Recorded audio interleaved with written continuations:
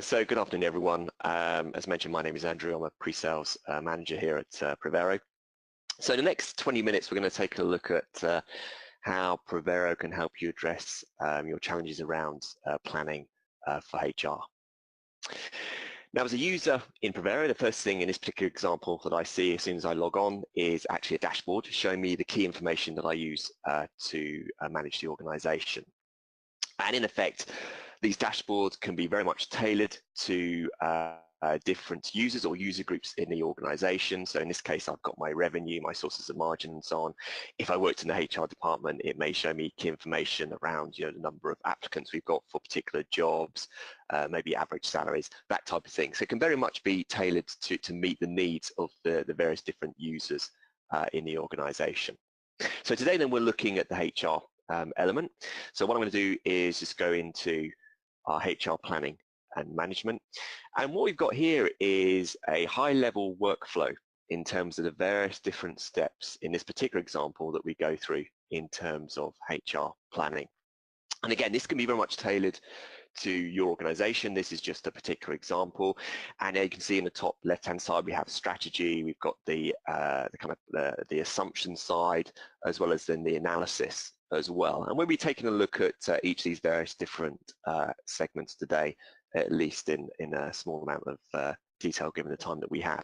But in effect, in terms of workflow, what we can do here is we can place checkpoints and controls in each of those various different stages. So for example, the planning premises and resource planning, we may not even be able to kind of open that part of the planning until we've actually agreed the HR strategy. So you can build in that workflow and get real-time view in terms of where everyone is with regards to the process.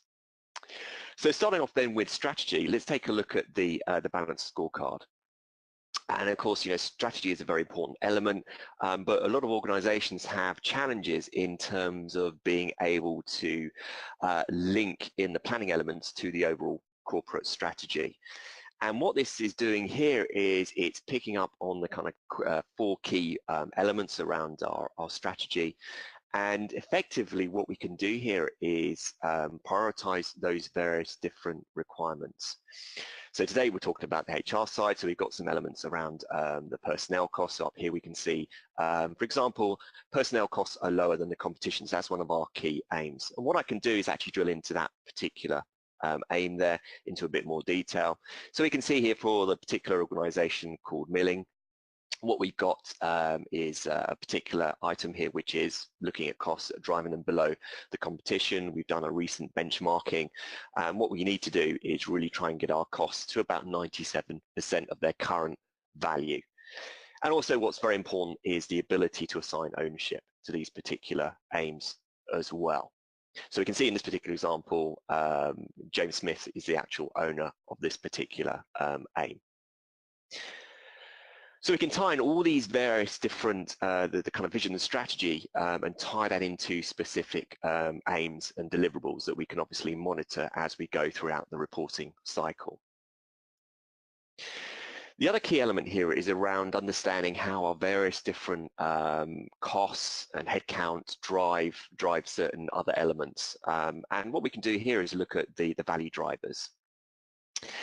And this is effectively a kind of maybe a next step on. So we've agreed to strategy, we've agreed some kind of high-level aims. And what we're looking at here is really how things such as our fluctuation rates in terms of the amount of headcount we have, our kind of recruitment drives, our maybe increase in costs, how they effectively drive the bottom line. So what we can see at the moment is that currently for this particular department, we've got a cost here of 67,000, but what we need to be aiming for is 63, so that's 97% of our last year's costs. And what I can do here is actually start playing around with the numbers to try and work out maybe what's the best way forward to achieve that particular aim.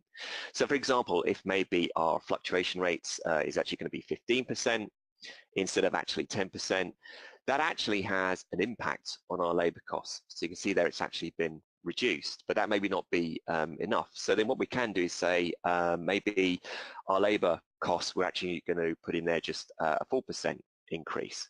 But again, it's not still quite enough. So what about actually we cut back on our additional headcount. So for example, if I put in 3, there we can then see that actually our costs have now been driven down to around 61,000. So now the indicator's gone green, and effectively that gives us one particular way in which we can kind of reach that target of 97%.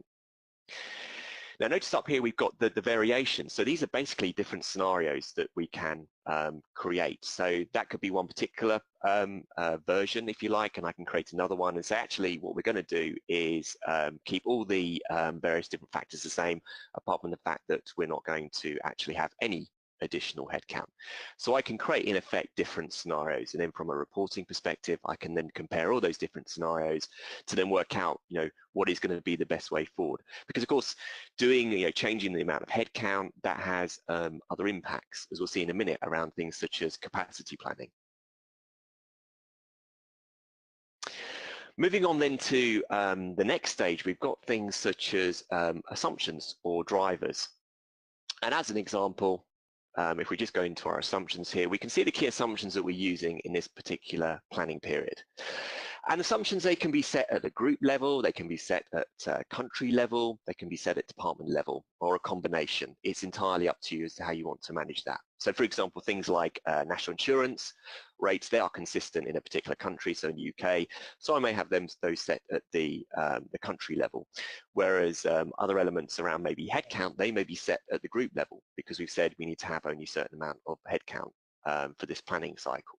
So we can actually vary where these assumptions are set. And as you can see, they can be basically as detailed or as summarized as you need.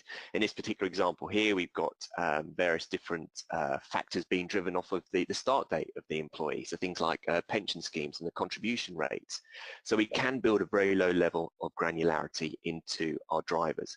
And of course, we're using these then to actually drive our force. So effectively, these can the end point for these will be in our income statement, for example. But as I say, these will be very much specific to your organization.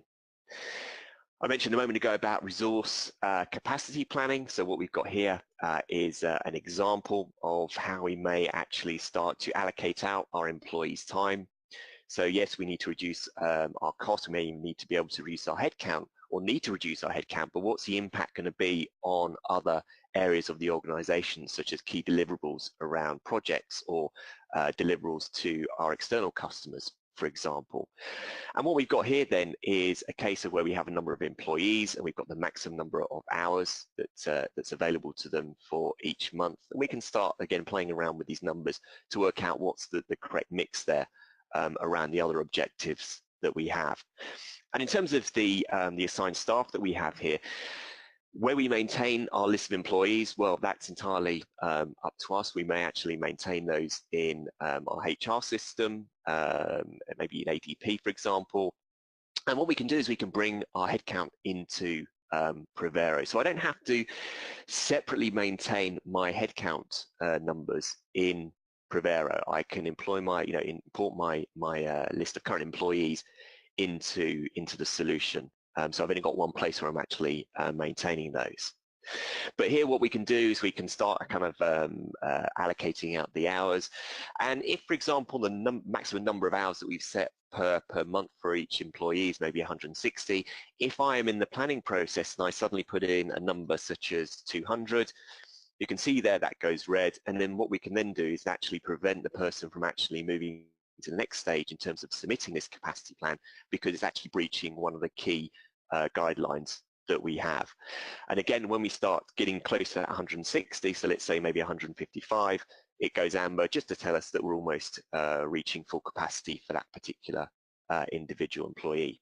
And also what we can do here is, as I'm allocating out an employee's time to maybe various different projects, the employee can be updated in real time of those changes. So in this case, well, we've got Jane there. I've almost allocated her full-time for February. She may get an email alert to say that actually for February in this particular planning cycle, pretty much nearly all the time is now allocated. So what we're doing here is we're actually bringing other people, if you like, into the planning process. So of course, once we've we've got a headcount, we've been looking at a number of resources that we have. We've looked at the assumptions, or we put in our assumptions around costs, etc. At some point, we're going to want to start analysing our various different expenses and so on. So what I can then do is look at the overview here of our HR expenses. At the moment, we're looking at the group total, so the company total, but I could actually go down to individual departments or cost centres if I so wish. Here we've actually got our actuals for 2015 along with our 3-year forecasting cycle, so estimates through 2016 through 2018. And what I can then do is actually start to drill down on those costs. So here we have total costs for HR planning. And if I click, we can drill down. You can see then the dashboard, the chart dynamically updates there. And also what's interesting here is that we can see the costs are split between existing employees and also new employees as well. So we can identify in the mix our existing headcount as well as those that we're planning to bring on board in the planning cycle. So that may help us with our reporting elements to determine, in terms of our future headcount, in terms of bringing new people on board, maybe that's not quite working out. So it gives us another level of granularity there. And of course, what we can do is carry on drilling down those various different expenses there. And once again, the chart is updated. So it's all kind of real time. The data here is all in one place. I can also, if I scroll down, look at costs by individual employees. So there we can see James Smith, but I could change that and view it for other employees. Now there's all security behind the scenes here. So if I'm a user and you don't want me to see things like employee expenses or salaries, then I won't be able to. So we fully support segregation of duties, roles and responsibilities, so you can control all that. We can also bring in other elements around employees because, of course, employees' costs are not just their salaries or their pension costs. It could be other things such as maybe telephone costs as well. So just by expanding this option here, I can then also do some analysis. And here I'm looking at the top 10 employees in terms of phone bills. So here we can see that broken down as well by the various different elements, the basic charge, connection fee, inland and roaming. So as you can see, it can get down to a very low level of granularity. And as we're talking about the HR side of things, what I can do here is actually in my particular cost center, I've also got one place that I can go to where I can view things such as contracts, performance reviews, and so on. And just by double-clicking that icon, I can open up the document and view the performance review or the contract, etc. So what we're trying to do here is effectively have one place where we are not just looking at the costs and so on around our headcount, but also things such as backup documentation around their performance and so on. And it goes back to really looking at our kind of single version of the truth aspect, where we can bring in all this data into one place in Prevero, and then you can you don't have the need to go into lots of different systems to effectively pick up this information.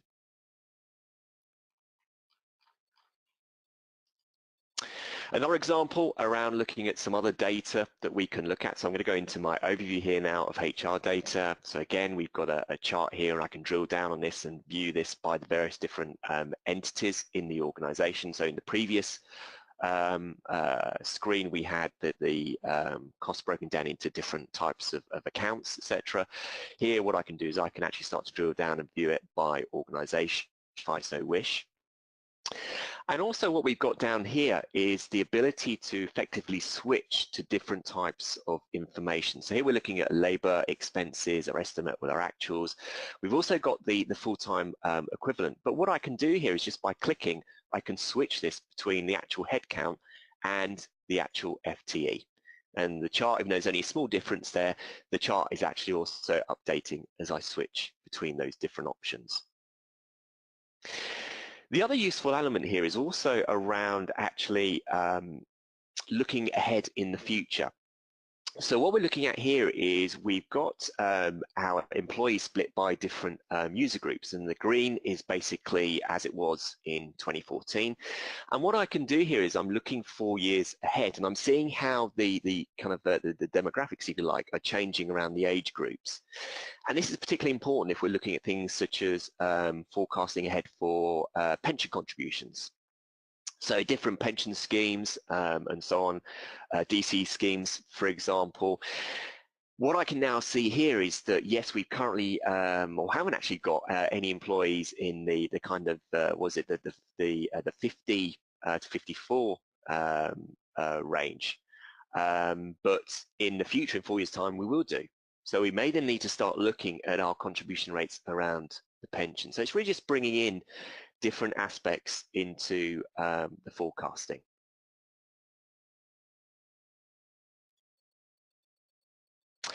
And of course, everything we're doing here, around the planning and forecasting, we can link that into our financial statements. So in Prevero, we talk about having an integrated approach around those financial statements. So as we're making changes, it flows into our income statement, our balance sheet, and our cash flow. So for example, if I just go into my income statement, here is an example there. And basically, our salary and wages costs, you may kind of recognize that number from the dashboard that we saw a little bit earlier on. And in terms of layout of the income statement, the accounts you see on the left-hand side, they would be your specific chart of accounts. Now, in terms of planning around the HR side, we've looked at the various different cost drivers there, but there are other aspects that we may need to consider as well. So what we can do in Prevero is actually monitor, for example, our pool of employees down to a kind of skills level. So here I've got a skills matrix. And what I can do here is effectively what we can do is score our employees, and we can score them in various different ways. So what we can see here is we've got numerical skills, yes, no skills, technical, and so on. If I just expand it out there, we can see then numerical skills is made up of IT, languages, and so on. And by scoring our employees, if we're then talking about looking at how we may promote our employees going forward, we can effectively filter our view here to find maybe our top performing employees. So let's say maybe what I want to do here is only look at employees that are rated, I don't know, at least 7, for example. From an IT skills perspective, once I put in 7 there, it's actually got a filter. So I can carry on filtering this, from a languages perspective. I might then say actually they've got to have maybe at least 5 and so on. So it gives me a real-time view of our employees. So it's a nice way of actually being able to work out, who are our kind of key performers when it comes to looking at promotions, etc. And as you can see here, there's other elements as well around the skills and positions and other analysis of things like holiday schedules. So what we can do is we can go down to, for example, a daily level of granularity, and you can bring in maybe the kind of the holidays that people have requested into Prevero. So when you're looking at your headcount management, so things like the resource capacity side, you can then work out, who's going to be on holiday when, and then plan accordingly. Then at the very end here, what we've got is the what we've termed here expanded HR support. And what this does is allows us to bring in other elements around the HR management. So here I've got some recruitment analysis. And what we're doing here is we're actually looking at recruitment costs for the various different positions that we are recruiting for. So here are open positions, for example. And also what we may have are different recruiting channels. And with these various different recruiting channels, there can be, of course, various different costs.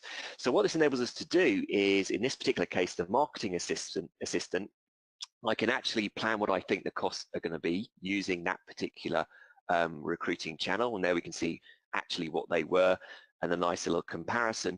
But because we can do that for all the various different recruiting channels, as we call them, it means that we can actually proactively work out which is actually going to be the best kind of recruiting tool. So as we go throughout the planning cycle, for example, it may turn out that maybe the graduate fare is way too expensive for the number of kind of quality candidates that we're getting through. So we may actually decide we're going to bin that and we're not going to do that anymore. But by being able to monitor this by actual recruiting channel, we can determine, where is the best place that we can assign our limited resources. And then just to finish off, looking at the time, the other thing that you can do in Prevero is actually conduct employee surveys and, of course, collect the results of those and actually work out what's going on in your employee pool. So here, for example, I've got my employee survey, and this is just an example of the types of questions that you may have in the survey. So maybe lots of loaded questions in there, I suppose. So my work is interesting, etc. So as a user here, the only thing I may need to identify is my department. And then if I just create a new anonymous user, what I can do here is effectively score all these various different points here. And then when I'm happy, I can then submit this. And then from a kind of management perspective, how do we actually then kind of look at those results and be able to act on those accordingly? Well, here I've got the output of those scores. So here we're looking at our production department, as we can see at the top. And at the moment, we're looking at an average score here for each of those various different questions. But then what I can do is just expand it out and actually see that in a bit more detail. And also what's useful here is that maybe as the owner of the production department or the manager of production department, I can see how I'm scoring with other parts of the organization.